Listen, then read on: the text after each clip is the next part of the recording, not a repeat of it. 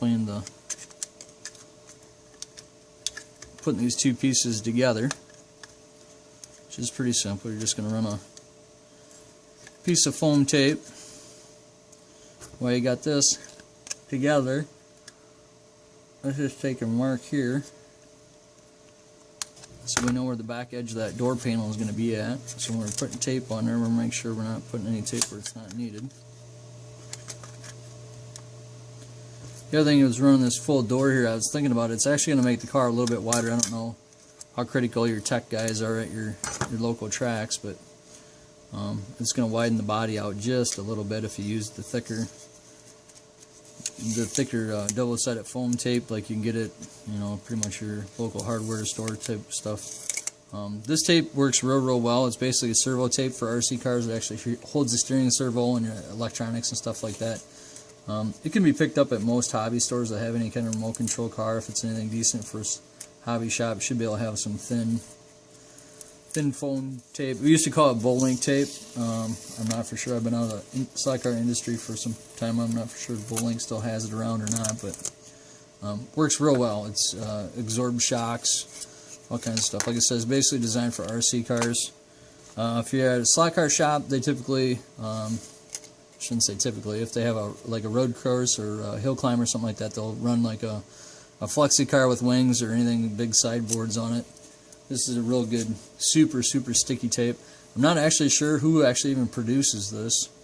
I'm trying to find some myself just so I can sell it and I have it available for you guys, but I've yet to find an actual resource that I can actually get it at a decent price for everybody. This is just, a guy ended up giving this roll to me to try, and I love it, and I don't know where he got it at, and he don't remember either. So he said it was from a wing car. He don't remember what company. So somebody knows, give me a shout, let me know if you would, please. So back to this. So basically we're just going to put tape in this area here, and then same thing with this here. Again, try to hold it up to light. Transfer the tape, or the mark there, so you know just to tape this portion of the door. The problem I was having when I was trying to line it up before was when you put the body pin and everything in there, the body pin was hitting on the front here when it was all mounted together, and it was having a clearance issue, so it was trying to hold the body further forward. So I actually took and trimmed that out. So, and you actually want to trim this out anyways, just so, because the body pin's not going to want to go through thickness of the outside body itself plus this one. So the only thing that's holding it is the actual outside itself. So we're just going to run tape here, and then when you do your pro cuts, you're going to cut this section out, and I would just run just a little seam of tape up here across the top just to kind of hold the back to give it strength.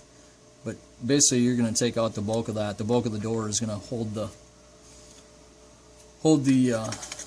deck and the body, especially if you're doing it on both sides. Like I said, I'm trying to show you two different styles of doing this at the exact same time. So, and then to finish your body off, basically you're going to drill your hole through here, and you have your little air cleaner here. Do a little cleanup on them. I don't spend a whole lot of time. This just happened to be a bad one I couldn't get rid of. It didn't make quality control, but just drop it in there and put a little glue, a shoe goop, or any kind of glue, really. Any plastic kind of glue will work good. Super glue or shoe goop works fine. Same thing with the head. Just drill a little hole here. The heads usually have like a little stem on them typically. If the stem's not there, don't freak out. They'll still stay in there with some super glue or whatever. I just try to put the pin in there to actually help, that it stays in there real well. So that's pretty much it in a nutshell. First couple times you do it, obviously you want to take your time and make sure you're being kind of cautious. You don't want the Dremel tool where you're cutting here go, that's not fun. I can speak from experience. So I made it look much easier than it is. I've done it a few times. So like I said, just take your time and make sure you have all your safety equipment on. And we'll see you next time. Thanks for watching.